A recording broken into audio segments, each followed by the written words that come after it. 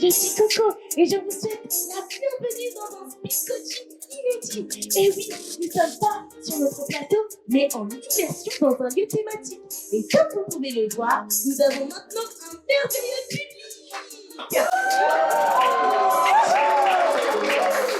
Et aujourd'hui, nous sommes au restaurant Tac à Tac en compagnie de notre coach Bijou. Bonjour coach Bijou, je suis si contente de te retrouver. Bonjour Coco, je suis contente de te retrouver également, d'avoir un banquet. Bonsoir, bonsoir à tous, bonsoir le public. Comme vous le voyez, nous ne sommes pas notre cadre habituel, ça y est, le format de speed coaching a changé. Donc là, je suis dans un restaurant. Est-ce que vous pouvez voir le cadre? Je ne suis pas toute seule, je suis dans un restaurant, on est en train de manger, donc c'est vraiment un temps vraiment merveilleux. Et d'ailleurs, aujourd'hui, je suis très contente de vous retrouver dans notre deuxième session de speed coaching sur notre chaîne YouTube EEPS TV. Et aujourd'hui, cette fois-ci, nous allons parler de la gastronomie. J'ai déjà faim, je mange juste après. Et donc, aujourd'hui, d'ailleurs, l'importance que nous avons à manger sain. Pourquoi? Parce que le fait de ne pas manger de manière équilibrée a des conséquences sur notre corps. Et le public va m'aider à pouvoir introduire le thème d'aujourd'hui. Le sujet à laquelle on va pouvoir aborder, c'est Stop! Tu manges mal. Stop, tu manges mal. Et tout au long de l'émission, je vais avoir la spécialiste, la nutritionniste Gracia, qui est youtubeuse. Bonjour Gracia, je suis très contente de t'avoir parmi nous en visio. Comment tu vas? Bonjour, ça va très bien et toi? Super, super. Bonjour Kaina. Bonjour. Comment tu vas? Ça va, merci. Merci beaucoup. Merci de nous avoir invités. Aujourd'hui, nous sommes dans ton restaurant. Et je te remercie pour l'accueil. Merci à vous de nous faire l'honneur de votre visite. Super. Aujourd'hui, on va parler encore Stop, tu manges mal. Vraiment, je souhaite interpeller simplement les personnes sur le fait de manger, les préconisations qu'on peut avoir sur différentes thématiques et surtout la manière générale que les Français consomment, parce que nous savons que ça a un impact positif ou négatif dans notre santé. Et donc, par rapport à ça, Kaina, moi j'ai des questions avec toi sur les thématiques aujourd'hui. Déjà, merci beaucoup sur différentes thématiques que tu as pu, surtout pour ton accueil, pardon. Comment as-tu aujourd'hui conçu ton restaurant? Sur quelle thématique et comment tu t'es lancé? Alors, l'idée principale pour nous, c'était vraiment que les clients puissent manger des aliments sains. Tout ce qu'on propose ici n'est pas industriel. On voulait vraiment travailler à partir des matières premières. Donc, les légumes, c'est la base de l'alimentation. Les légumes, les viandes, tout vient directement du producteur ou de chez le commerçant, le grossiste. Et ensuite, c'est pas transformé, c'est pas de la nourriture industrielle. Le but, c'est d'éviter tout ce qui est néfaste pour la santé, tout ce qui est édulcorant, conservateur. Les conservateurs, c'est ce qui permet de proposer des dates de péremption lointaines. Et en fait, à la fois, donc d'un point de vue commercial, point de vue économique, c'est bien pour ceux qui proposent ces produits-là. Pour la chaîne, le temps de l'envoyer au magasin, c'est très bien. Mais ce qu'on ignore, ou qu'on sait mais très peu, ou qu'on occulte parce que nos modes de vie aujourd'hui ne permettent pas de faire plus attention à ça, c'est que pour le consommateur, c'est pas l'idéal. C'est l'idéal pour les fabricants, mais c'est pas l'idéal pour le consommateur. Alors nous ici, on voulait vraiment faire un restaurant basé sur les matières premières, les légumes, les fruits, les viandes, etc. Qu'est-ce qu'on propose également? Des féculents, de la salade verte, et c'est le client qui compose son plat. D'accord. Par rapport à ça, comment réalises-tu tes cartes par rapport à des aliments sains et où tu les trouves? Alors les aliments, on les trouve chez le primeur essentiellement, tout ce qui va être légumes et fruits. On achète la viande chez le boucher directement. La viande hachée, par exemple, la viande hachée, c'est la viande hachée chez le boucher qui arrive ici et que nous, on constitue en steak ici sur place pour que ce soit une viande 100% hachée et pas 70% de viande hachée et 30% de mélange de carcasse, etc. Pour ça, j'invite les auditeurs à regarder. Il y a beaucoup la littérature est grande sur l'industrie agroalimentaire et comment elle fonctionne et quelles sont ses normes. Et ça, c'est quelque chose qui est à la portée de tout le monde. Hein. Quand on met dedans, quand on met, pardon, le nez dedans et qu'on commence à s'intéresser à ça, on s'aperçoit que, voilà, là, quand on veut commencer à faire attention à ce qu'on mange, la marche est assez longue, il y a plein d'habitudes à perdre. Et donc, la carte, pour revenir à la question. Exactement. Au départ, on voulait vraiment proposer au client, c'est ce qu'on fait toujours, hein, le client choisit sa base. Il peut faire une crêpe, c'est ce que donc certains d'entre vous ont choisi. On peut faire du riz, on peut faire des pâtes, on peut faire un plat de salade. Donc ça, c'est déjà la base, salade, pâte, riz ou crêpe, à l'intérieur de laquelle on peut insérer, donc on choisit sa viande. Tout est découpé sur place. Le poulet, c'est de l'escalope de poulet qui est découpé sur place, etc. Les crevettes sont décortiquées par nos soins. Le saumon, c'est un grand saumon qui arrive et qu'on découpe. Donc, c'est vraiment toujours cette idée de matière première. Donc, vous choisissez les viandes que vous voulez mettre dedans. Vous choisissez les légumes que vous voulez mettre dedans, les fromages éventuels que vous voulez mettre dedans. Et ce qui est bien, du coup, avec cette option, c'est que le végétarien saute l'étape viande et passe directement à l'étape légumes. Celui qui est allergique, qui a une intolérance aux produits laitiers, de la même façon, il passe l'étape fromage. Donc, à l'origine, c'est le client qui compose son plat, qui met ce qu'il veut dedans. Très vite, nos clients nous ont demandé, ils avaient peur de mal associer, ils savent pas quelle viande associer avec quelle sauce, etc. Donc, très vite, on a eu des retours de clients qui nous demandaient, est-ce que vous n'avez pas des crêpes toutes faites? Est-ce que vous n'avez pas des plats de riz tout faits? C'est comme ça qu'est née l'autre partie de notre carte, avec des compos, je dis des compos, hein, ou des combos, déjà suggérés par nos soins et qu'on peut aussi toucher, c'est-à-dire sur un combo déjà fait, demander d'enlever quelque chose et de mettre quelque chose d'autre à la place, c'est tout à fait faisable. En tout cas, c'est le client qui fait son plat en fonction de ses goûts. Et ce qui est merveilleux, c'est un peu mon jingle pub ici, c'est que c'est vous qui faites votre plat préféré. Vous pouvez que aimer en fait. D'accord, parce que c'est notre propre composition. C'est vous qui avez choisi ce qui allait constituer votre plat. Ouais, exactement. D'accord. Et quelle typologie de clients as-tu aujourd'hui? Est-ce que c'est des personnes qui sont des personnes bio, des personnes qui cherchent à bien manger, ou est-ce que c'est tout type de personnes? Alors, on a de tout. On est à une époque où on a des vies à 100 à l'heure. On est dans une région aussi où la vie est à 100 à l'heure, donc on n'a pas le temps de cuisiner pour la plupart. Et je pense que les uns et les autres, vous pouvez vous reconnaître là-dedans, c'est qu'on mange énormément dehors. Donc on cuisine très peu à la maison, on est tributaire de l'offre qui se présente à nous à l'extérieur. Et du coup, j'ai vraiment de tout type de population. Ceux que j'ai pas, c'est ceux qui cuisinent chez eux. Quand ils sortent un peu pour la malbouffe. C'est-à-dire quand ils sortent, c'est pour se faire plaisir, c'est pour le bon gros burger, c'est pour les frites, c'est pour l'industriel. Mais ils le savent. Sinon, les autres, ceux qui mangent souvent dehors, quand ils viennent chez nous, c'est vraiment parce qu'ils sont contraints par leur mode de vie de manger dehors. Et donc, on est un peu le seul endroit où on peut manger dehors, comme à la maison. Très bien. Donc, je revenais un petit peu par rapport à toujours la typologie. Qu'est-ce que tu vends le mieux et pourquoi? Je vends tout.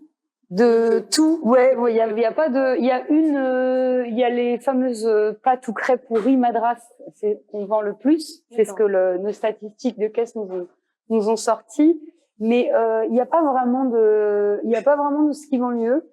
La nature humaine est très hétéroclite et du coup les goûts sont aussi très hétéroclites et donc on vend autant de riz que de pâtes, que de salade, que de crêpes. C'est très très aléatoire. Petite anecdote, récemment, on voulait retirer la London de la carte parce que on trouvait qu'elle sortait pas et donc on voulait récupérer une ligne pour pouvoir inventer une autre crêpe.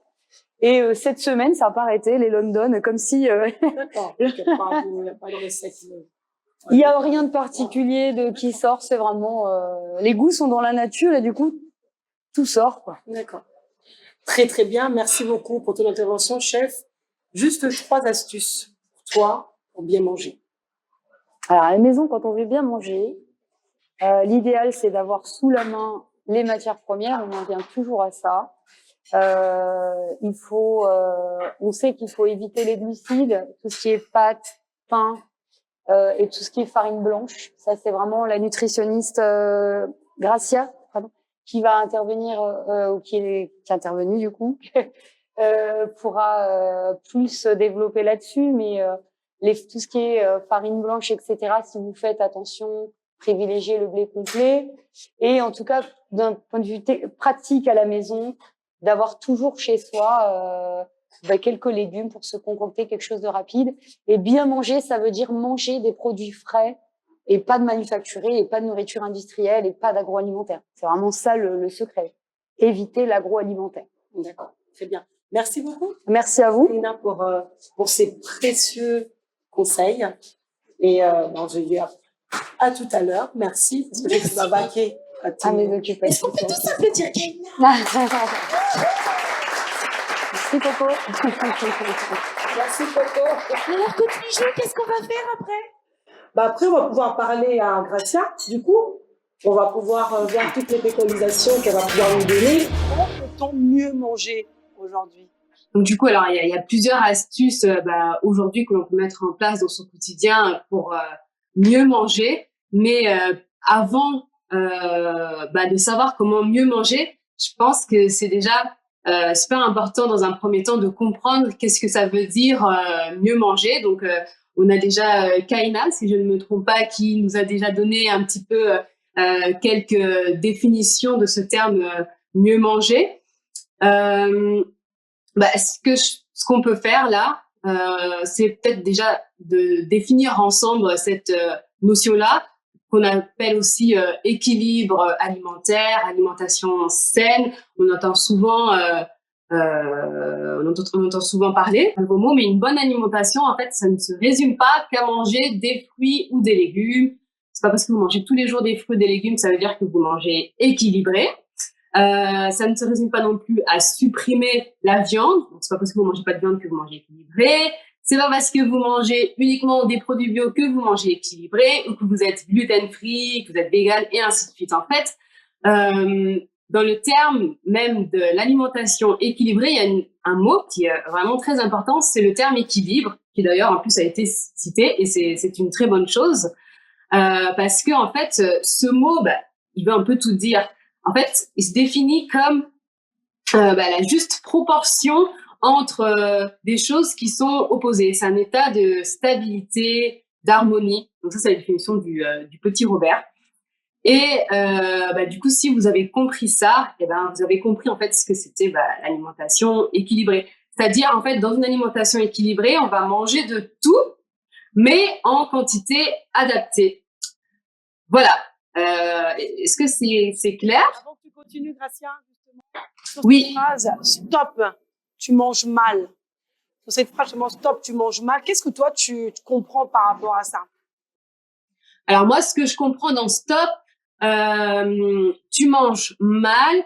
Alors pour moi, mal manger, c'est manger soit en excès ou soit pas assez. C'est vraiment cette notion de déséquilibre en fait. Une personne qui mange trop gras, trop sucré, trop salé, c'est une personne qui mange mal. Une personne qui mange pas assez de gras, pas assez de sucre, pas assez de sel, qui ne boit pas assez d'eau, c'est aussi une personne qui mange mal. Ça va dans les deux sens en fait. Et par conséquent, une personne qui mange mal, au niveau de sa physiologie, de son état de santé, il y aura des conséquences. Voilà. Après, il y a aussi, je sais pas si je peux continuer, mais dans cette notion de stop, tu manges mal, ce que je comprends aussi, le côté, stop, j'allais dire, il y a cette dimension aussi de comportement, mais autour du repas même, de l'alimentation même, c'est-à-dire comment est-ce qu'on mange, où est-ce qu'on mange devant la télé, est-ce qu'on mange après 21h30, est-ce qu'on mange durant la nuit, il y a des personnes qui se réveillent la nuit pour manger, est-ce qu'on mange je ne sais pas, en train de jouer aux jeux vidéo, est-ce qu'on mange uniquement des chips, des produits un peu apéritifs. J'entends aussi tout cela. D'accord. Et donc, effectivement, stop, on mange mal. Aujourd'hui, on sait très bien que la majorité des Français, on fait partie des pays qui arrivent en voie d'obésité aussi en France. Est-ce que le fast-food, c'est partie des McDo aussi, ou dans un restaurant, on mange sain, mais il y a beaucoup de jeunes qui sont plutôt des pizzas, McDonald's, Burger King, bon, sans leur faire de la publicité. quelles sont les conséquences de ce type d'alimentation pour la population, on va dire, qui sont métro, boulot, dodo, donc on n'a pas beaucoup de temps, donc forcément, comme disait Kaina, c'est on s'ouvre une boîte, on prend un plat cuisiné, voilà. Quelles sont les conséquences pour notre corps aujourd'hui pour ce type de consommation? Alors, les conséquences pour ce type de consommation sur la santé, malheureusement, elles sont assez néfastes. Je pense que vous avez tous déjà entendu parler des maladies chroniques. C'est une maladie dont les effets persistent avec le temps. Et parmi ces maladies chroniques, on peut en citer plusieurs. Je vais vous citer les maladies, qui sont liées à l'alimentation. Donc, en première cause, nous avons déjà, malheureusement, le cancer, qui est quand même la première cause de mortalité en France. Et ce qui est assez impressionnant, je dirais, c'est que 40% des cancers sont liés à notre mode de vie, à notre comportement. Donc, c'est-à-dire que, en fait, on pourrait largement, par notre alimentation et notre mode de vie, donc il y a l'alimentation, mais après il y a aussi l'activité physique, avec un bon équilibre dans tout cela, on pourrait déjà réduire suffisamment son risque, le risque de cancer, et réduire du coup le taux de mortalité. D'accord. Donc ça, c'est un exemple. Donc on peut dire mal manger tue. C'est comme la cigarette. C'est un peu ça. Exactement. D'accord. Exactement. Et oui, mais l'alimentation, en fait, c'est vraiment un facteur de risque ou un facteur protecteur de la santé. D'accord. Et ça, c'est clair et net, quoi. Et moi, je remarque beaucoup des jeunes ou des moins jeunes qui sont toujours fatigués. Fatigués, je suis fatigué, ils dorment des heures, se réveillent fatigués, ils dorment fatigués. Est-ce que l'alimentation joue un grand rôle dans la fatigue? Alors, effectivement, et ça a aussi été démontré par les chercheurs, les scientifiques. Donc, il y a vraiment un lien entre la prise alimentaire et le sommeil, l'état de bien-être. Je ne sais pas si vous avez déjà entendu cette notion-là, cette phrase-là de bien se nourrir pour bien dormir. Mm-hmm. Et c'est vraiment ça. Par exemple, je vous donne quelques exemples comme ça.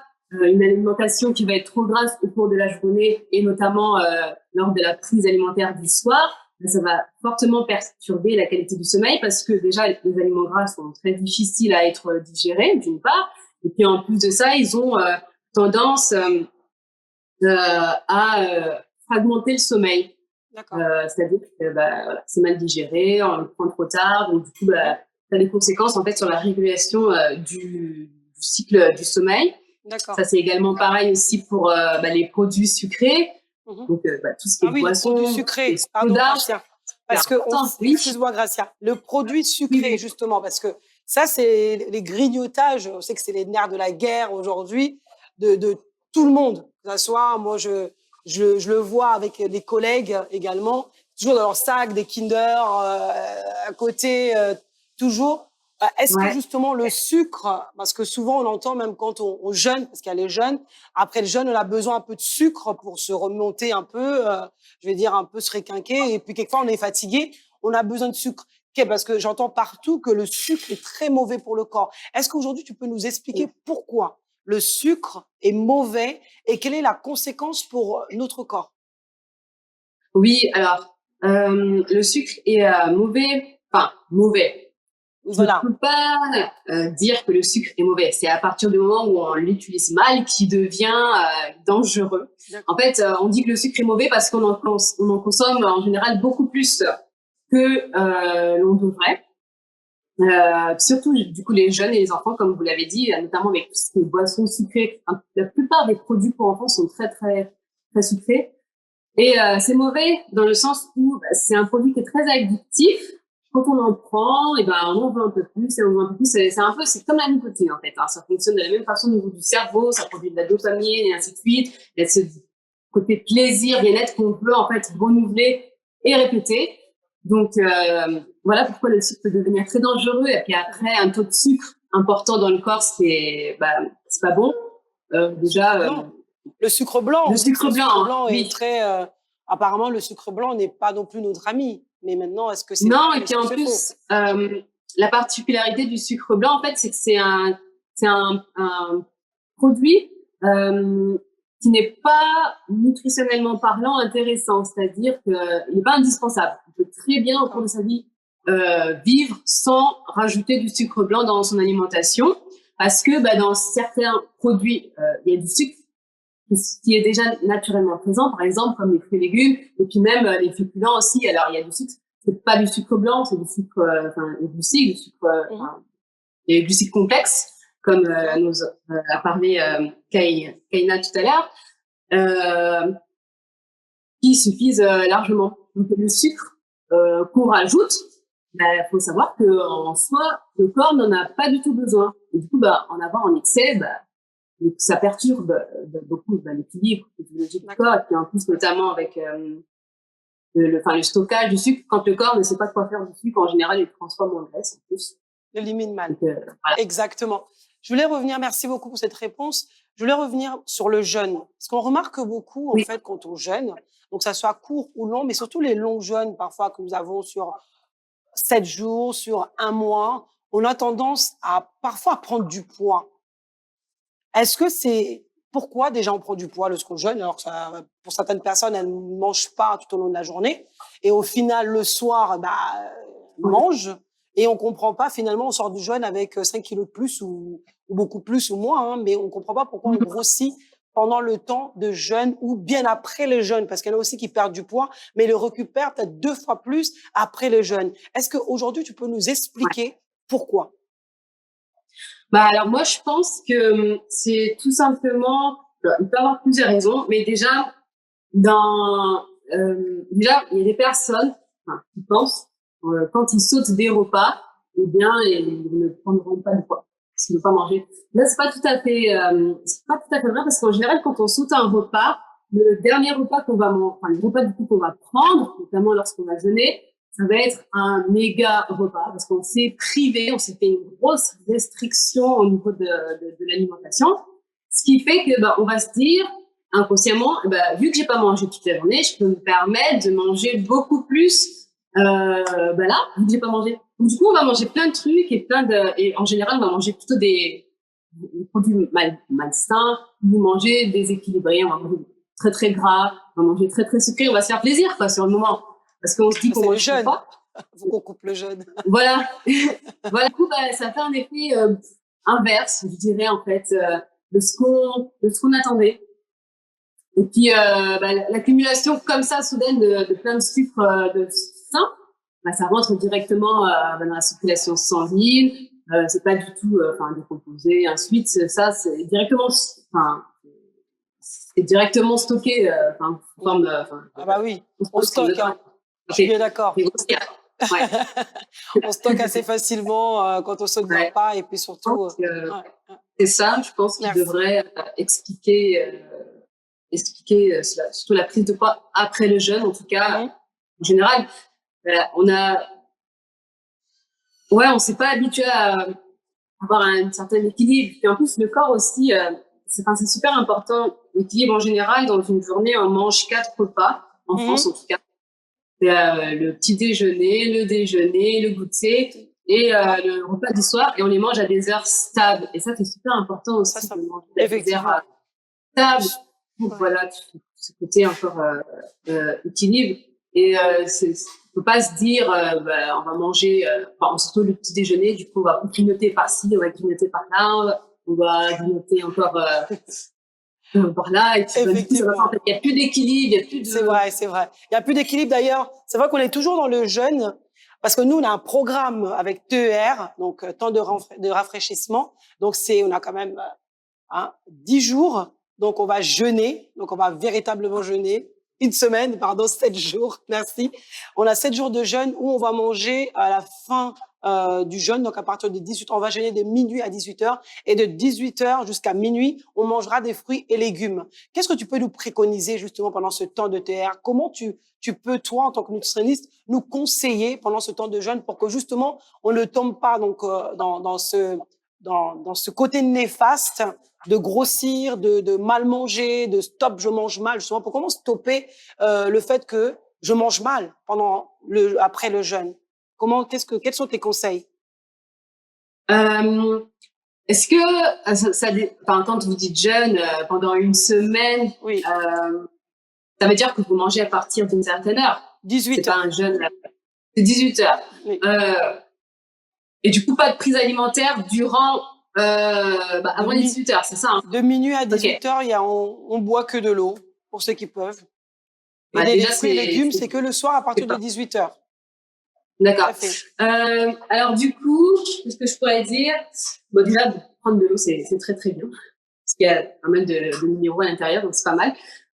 Alors du coup, pour la prise du soir, moi, ce que je conseillerais, bon déjà, vous l'avez dit, les fruits et les légumes, apporter aussi un peu de sucre simple aussi, parce que bon, vous êtes quand même un jeune, et le sucre simple, ça va directement dans la circulation sanguine, donc c'est intéressant aussi quand même pour l'énergie, pour le cerveau aussi, pour qu'il puisse fonctionner correctement. Ce que je peux vous conseiller aussi, c'est de vous orienter vers des repas composés de féculents, c'est-à-dire tout ce qui est pâtes, riz. Après, il y a aussi les légumineuses, les petits pois, pois chiches, et ainsi de suite, parce qu'ils ont la particularité d'être assez riches en fibres et d'apporter une satiété. Là, d'ailleurs, c'est un terme aussi qui a été cité tout à l'heure. Pour définir l'équilibre alimentaire, la satiété, c'est super important parce que on mange quand même pour ne pas avoir faim, pour survivre, pour vivre. Et ça, c'est super important de manger suffisamment. Donc, du coup, pour combler un petit peu ce manque d'apport au niveau de l'alimentation, eh bien, les féculents, je pense que c'est une superbe astuce parce que ça tient dans le temps. D'accord. Ah bah, donc voilà, super. fruits, légumes, Oui. voilà, les féculents. Évitez du coup les produits sucrés, vraiment les boissons, notamment les boissons sucrées, les sodas, tout ça et tout. Peuvent aussi du coup perturber aussi le jeûne. En plus, surtout que vous êtes à jeûne, donc prendre une boisson très sucrée comme ça, c'est pas très bon, c'est un peu limite nocif parce que c'est des produits qui sont très acides. Après, il peut aussi avoir du coup des reflux ou des choses comme ça. D'accord. Bon, bah, en tout cas, merci pour ces astuces et merci beaucoup pour ces conseils, Gracia. Merci pour ton intervention très très riche et vraiment ça. Je pense que ça va vraiment nous aider à mieux manger. Et j'ai une surprise. Coco, plutôt une surprise pour nous. Coco, qu'est-ce qui nous attend? Alors, avant de faire la surprise, est-ce que le public est toujours là? Oui. Mais c'est trop bien! Arrêtez, vous allez me faire pleurer. Alors, la surprise. Donc, avant de terminer, on va faire un petit jeu. Donc, je vais vous citer des aliments et vous allez me dire si c'est bien ou pas. Donc, si c'est pas bien, vous allez me dire non. Ouh. Et si c'est bien, oui. Et on applaudit. Et ensuite, notre nutritionniste va nous dire si ce sont des bons aliments, oui ou non, si vous avez raison ou pas. Et si jamais ce ne sont pas des bons aliments, on va dire au public, stop, tu manges mal. Est-ce que vous pouvez le dire avec moi? Stop, tu manges mal. Voilà, est-ce que vous pouvez vous applaudir? Alors, est-ce que vous avez bien mangé? D'accord, donc tac à tac, bravo à vous, parce qu'on a bien le ventre rempli. Alors, si je vous dis menu 280, grandes frites, coca en menu maxi. Vous mentez là. Ok, si je vous dis artichaut.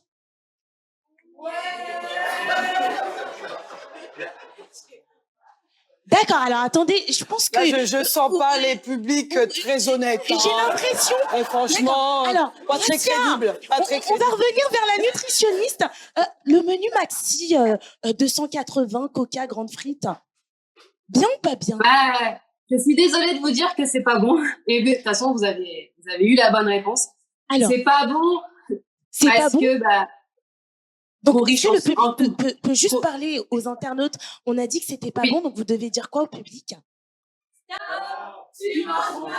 Eh oui! Alors, Gracia, dis-nous tout. C'est pas bon. C'est pas bon. C'est trop riche en gras, trop riche en sel, trop riche en sucre, trop riche en additifs, trop riche en tout. Il y a rien qui va. C'est pas du tout équilibré en fait. C'est pas ça. Et puis en D'accord. plus, c'est des produits transformés, surtout les viandes. D'ailleurs, je sais pas si vous avez remarqué, mais j'ai jamais testé, mais il s'avère que les steaks, par exemple, au McDo ne périment jamais. Parce que il y a tellement de produits dedans, vous pouvez le laisser là, et il va jamais périmer. Et puis voilà. En fait, ouais. D'accord. Alors, je vais proposer un autre plat. Pâte carbonara. Alors, je vois que le public se divise. Alors, qui dit non, qui dit oui? Alors, qui dit non? Ok. Et qui dit oui? Bon, il y a beaucoup plus de personnes qui disent oui. Le public est assez divisé, Gracia. Peux-tu nous aider? En même temps, c'est un peu difficile là. Parce que bon, carbonara, c'est bon en termes de goût. En termes de c'est un goût. plat. Et en termes de santé? En termes de santé, si vous en mangez tous les jours, ça va pas le faire, ça c'est sûr, parce que c'est trop gras, en fait. D'accord. Parce qu'en fait, c'est pas les pâtes ou quoi que ce soit qui dérange, c'est surtout la quantité de gras qu'on y rajoute. Il y a beaucoup de crème. D'accord. Les crèmes, c'est des sources de gras. Ensuite aussi, les lardons, en général aussi, c'est des lardons qui sont assez gras, donc voilà. Le problème des pâtes carbo, c'est que c'est trop gras. D'accord. Et si je vous dis Red Bull? D'accord. Alors, Gracia, Red Bull. Red Bull, c'est pas bon non plus, désolé. Alors, qu'est-ce qu'on dit? Stop. Tu manges mal. Pourquoi c'est pas bon? On voit mal. Là. C'est trop sucré. Beaucoup trop sucré. Eh ben, les et il y a beaucoup d'additifs. Dommage pour vous, faudra arrêter. Gracia l'a dit. Et si je vous dis courgette? Oui. Est-ce que vous mangez des courgettes? Est-ce que vous dites la vérité? D'accord. Gracia, que dis-tu pour les courgettes? Les courgettes, on valide. C'est des légumes. Donc forcément, c'est riche en vitamines, c'est riche en minéraux, c'est riche en antioxydants, donc c'est parfait. D'accord. Et donc si on dit pizza 4 fromages. Mais attendez. C'est pas très crédible non plus. Mais attendez les amis, les fromages. Pizza, le fromage c'est bon pour la santé quand même. Oui. Non? Oui? Non, Gracia? Oui, à quantité modérée. D'accord. Donc, vous faites une pizza maison, elle doit être meilleure. Si c'est fait maison, c'est bon parce qu'au moins, vous pouvez contrôler la quantité de vos aliments. Alors que celles que vous achetez dans le commerce, en général, il y a plein de sucre ajouté. Si vous regardez la liste des ingrédients, vous verrez que même dans les pizzas, on rajoute du sucre pour augmenter le goût et la consistance. Donc, voilà. Donc, il faudrait qu'on arrête de manger les pizzas. Non, surtout pas. Surtout pas parce que on revient sur la notion d'équilibre de notre organisme aussi. Voilà. Si on mange une pizza par exemple le lundi, on peut se rattraper les jours qui suivent avec une salade ou autre, des choses comme ça. Mais est-ce que les gens se rattrapent vraiment, Gracia? C'est là où est le problème. On commence avec une pizza lundi. On dit, bon, ça va bien se passer mardi, et puis on fera une petite salade. C'est pas le problème. On au McDo à 280. Ouais. Et puis le jeudi, on se dit, ça va aller. Et puis vendredi, on jeûne. Et donc, on va jeûner le vendredi. De toute façon, on va tout éliminer. Et bien entendu, le soir, on finit avec un tacos. Et donc, est-ce que vraiment c'est justement cet équilibre-là de se dire où est la frontière parce de l'équilibre de la nourriture, parce que c'est ça aussi, bien manger ou pas. Est-ce qu'aujourd'hui, si je mange une pizza, demain, je peux manger autre chose, mais est-ce qu'on ne joue pas simplement sur la quantité de la nourriture et savoir réellement doser, bien savoir connaître les gras, le dosage, et pour pouvoir manger tout au long de la semaine, mais en connaissant vraiment ce qu'on mange. C'est ça, en fait. C'est très bien dit. En fait, il faut vraiment doser.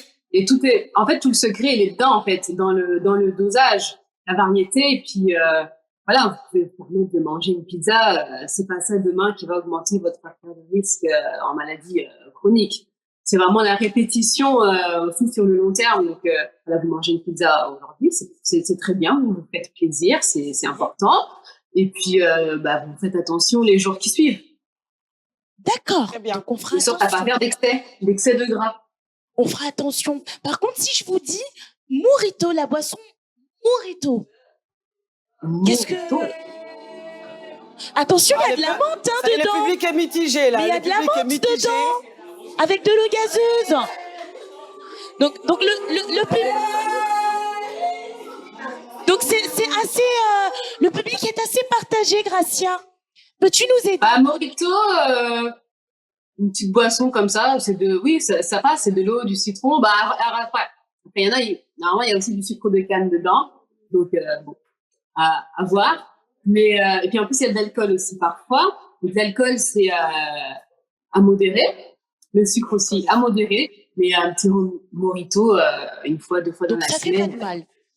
Donc ça fait pas de mal. Pas mal. Donc si je vous dis M&M's caramel McFlurry. Là, on sent les gens honnêtes, là. Hein. Ils sont honnêtes, là. Alors attention, ça se dispute Là, dans le c'est public. le sucre qui parle. Là, c'est les hormones et les Alors là, émotions ça se qui parlent. dispute, hein.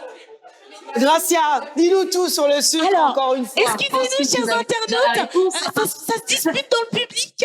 Je sais pas si Vous d'autres avez la sont Kit réponse. Kat caramel ou d'autres Ça va pas du tout. cacahuètes caramel. Je sais pas trop. Mais dites-nous, Gracia, parce que ça Non, mais dispute là, un peu. je pense que vous avez déjà la réponse. Hein. C'est beaucoup trop sucré. Fallait nous faire un peu rêver quand même. Comme le Mojito. Ah, Une fois dans la semaine. Une fois Dans dans le la semaine, mais pas plus. Alors, qui serait prêt à manger une fois dans le mois un McFlurry pour garder sa santé? On l'a quand même dit 1 fois par semaine. Hein. C'est une question d'équilibre. C'est une question d'équilibre. C'est une question d'équilibre. Hein. Alors, si Une je fois vous par dis, semaine, ça peut passer. et si je vous dis un tacos 3 viandes avec un bon soda à côté? Oh, bah ça, on Dites se la doute. vérité. Hein. Là, Dites la vérité. on sait bien que vous les mangez, hein, même si vous faites des ouh.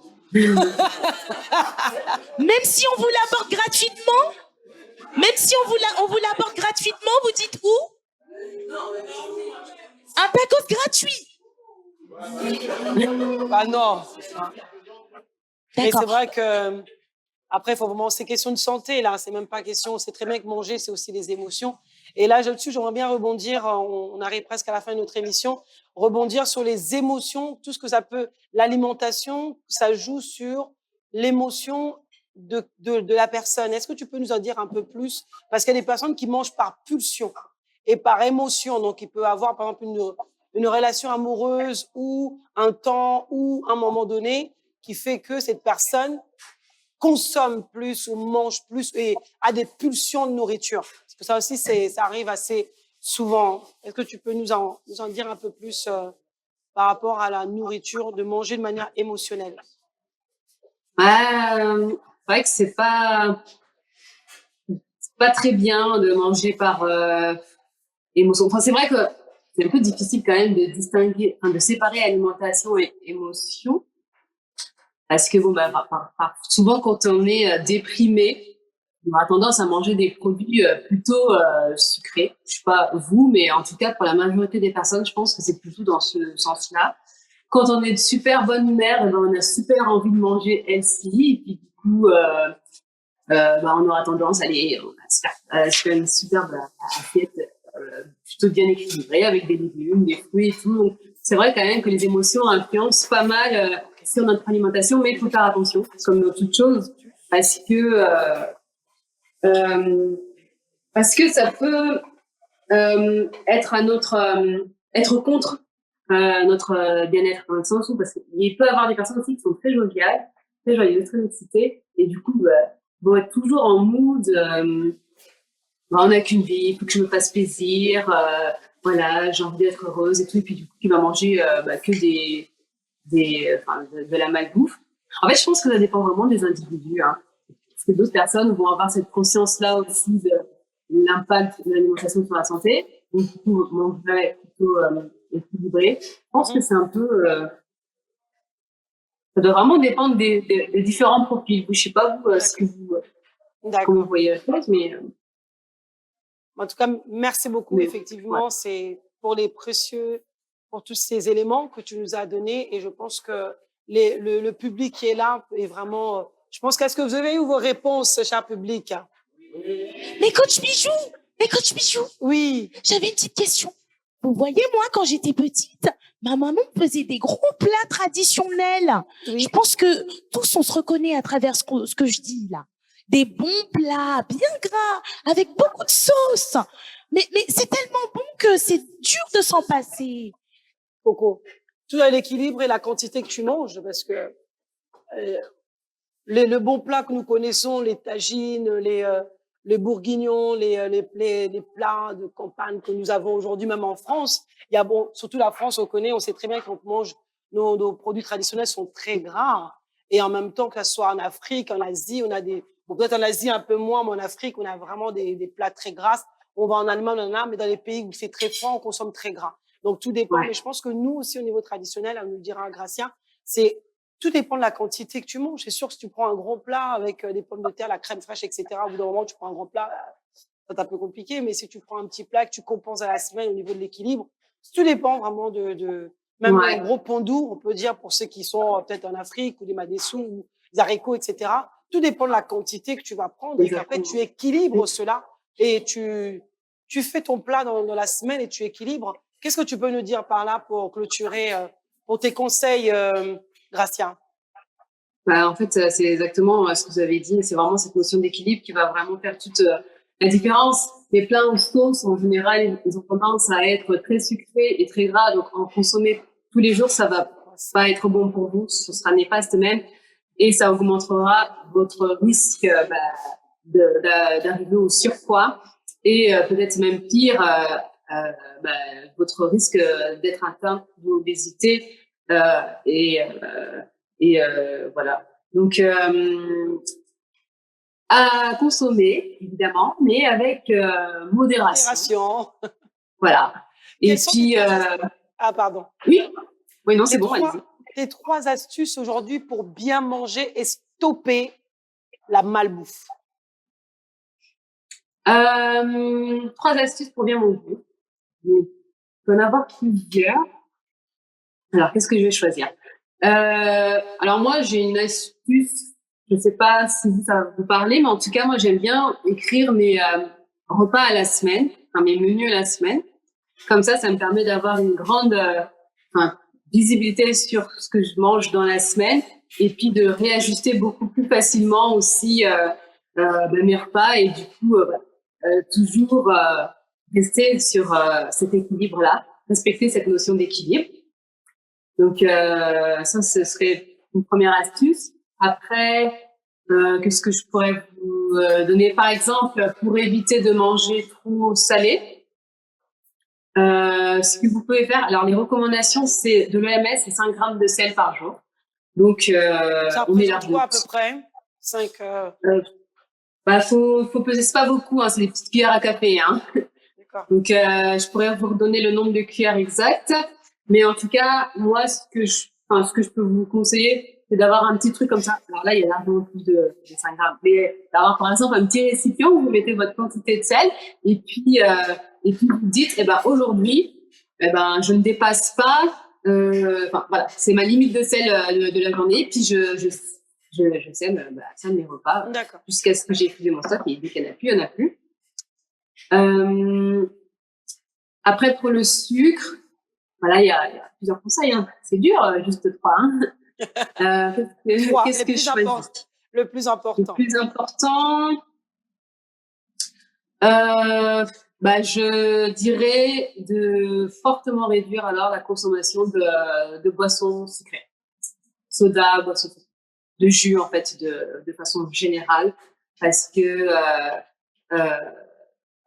ils contiennent beaucoup plus de sucre que ce qu'on pourrait penser, et ce sont des produits qui sont, je dirais, vraiment limite des bombes à retardement en fait pour notre santé. Là, c'est parfait, il y a un petit visuel, donc qui vont vous permettre aussi de vous rendre compte en fait de la quantité de sucre que vous pouvez boire. Par exemple, une simple canette d'Oasis, on peut se dire c'est une boisson à l'eau, ça va, c'est sucré, mais il y a de l'eau, donc ça va, mais il y a quand même 6 carrés de sucre à l'intérieur, c'est ce qui est énorme.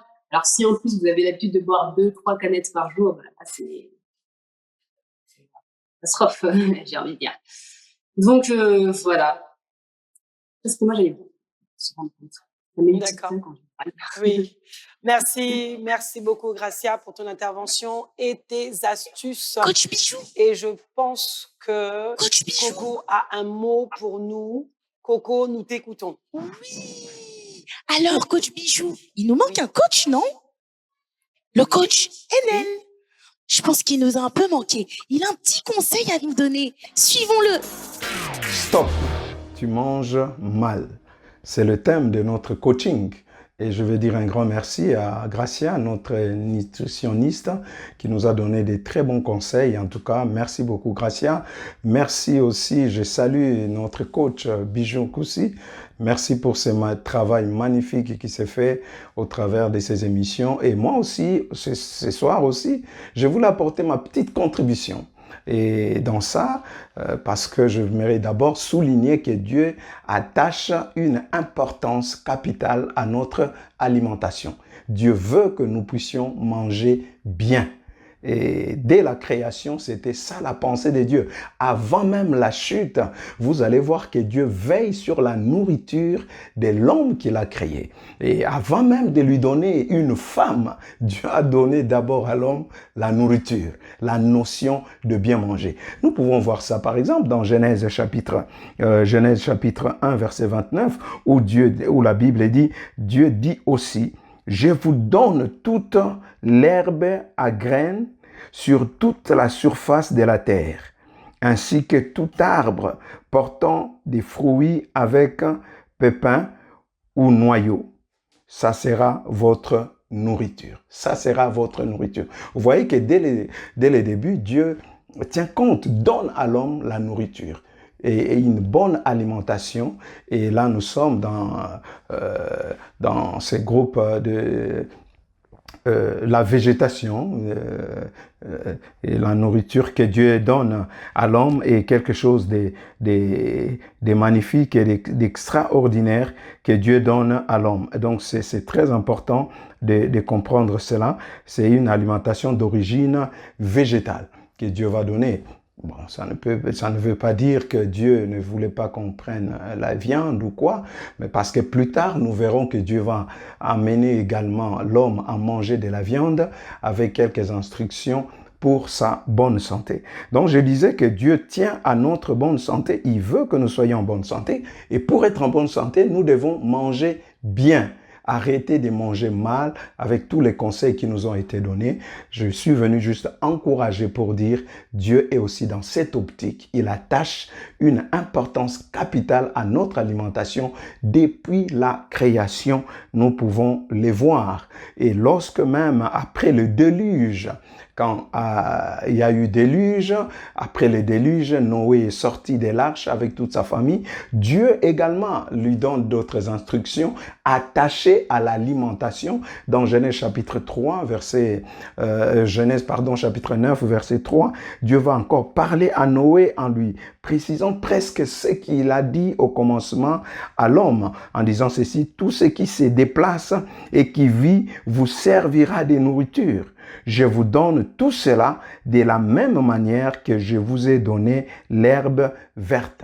Vous voyez, donc Dieu tient à ce que l'homme mange, non pas seulement qu'il mange, mais qu'il mange de manière équilibrée. Parce que manger bien, c'est manger équilibré. Et c'est ce que Dieu veut. Dans les livres de Lévitique, il y a beaucoup d'autres passages que je n'aurai pas le temps de vous citer ici, qui nous demandent, où on nous montre que Dieu veille à notre alimentation en interdisant certaines nourritures, en interdisant même de manger certains certaines nourritures, en nous interdisant de manger des animaux étouffés. Pourquoi? Parce qu'à cette époque, certes, il n'y avait pas de frigo, il n'y avait pas moyen de congélation. Donc, vous pouvez éviter tout ça. Et il y a des porcs que vous ne devez pas manger à cause de certaines maladies, des vers et toutes les autres maladies qui pouvaient être dedans. Aujourd'hui, c'est vrai, avec tout ce que nous avons aujourd'hui, la technologie, il y a moyen de veiller sur toutes ces choses. Donc, nous devons veiller sur ça.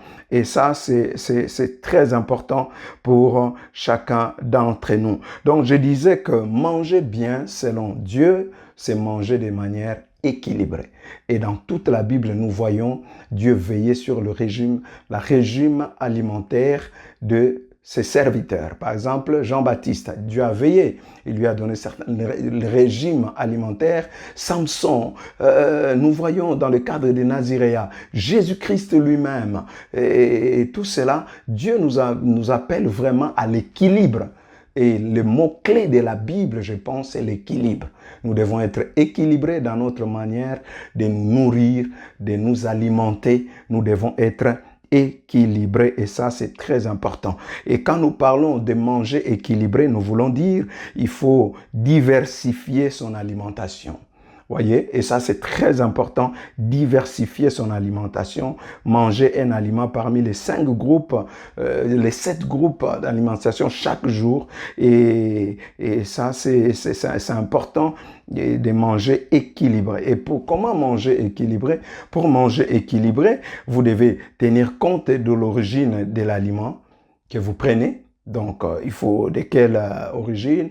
Végétale, animale. Comme nous voyons, vous devez aussi tenir compte de l'état de fraîcheur, vous voyez, de votre aliment, bio-vivant, parce qu'il y a aussi des aliments morts. Et donc, vous devez tenir compte de tout cela. Et aussi, vous devez tenir compte, quand nous parlons de manger équilibré, vous devez aussi tenir compte des rôles de chaque aliment que vous prenez. Parce que chaque aliment a un rôle. Et si je peux parler des rôles, nous voyons déjà dans la Bible, par exemple, dans Ézéchiel, chapitre 47, verset 12. Je vais lire juste la dernière partie de ces passages qui nous dit ceci. Leurs fruits servaient de nourriture et leurs feuilles de remède. Vous voyez, il y a des choses qui servaient de nourriture, mais aussi il y a des choses qui servaient de remède, c'est-à-dire des soins, des guérisons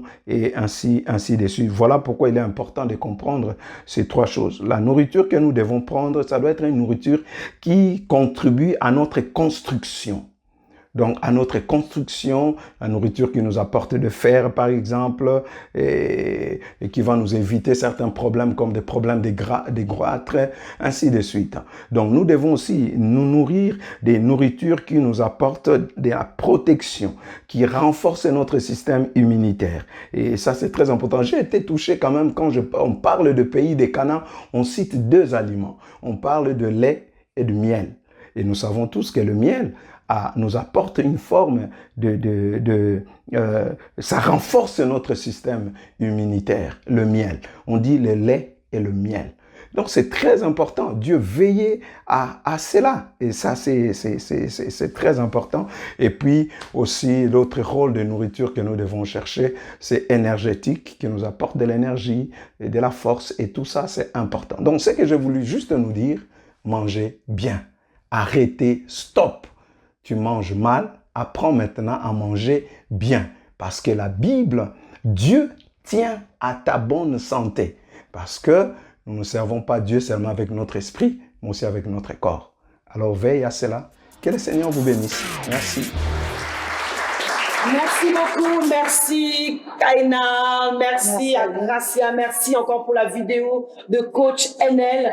Merci à chacun pour vos interventions et vos lumières sur ce thème de Stop, tu manges mal. Je pense que ce soir, vous avez eu des billes, vous avez eu des astuces pour mieux manger, manger sain, manger équilibré, parce que cela dépend de votre santé, de votre énergie. Et ça, c'est vraiment quelque chose de très, très important. Gardez votre capital santé. On se dit à une prochaine émission de Speed Coaching. Merci.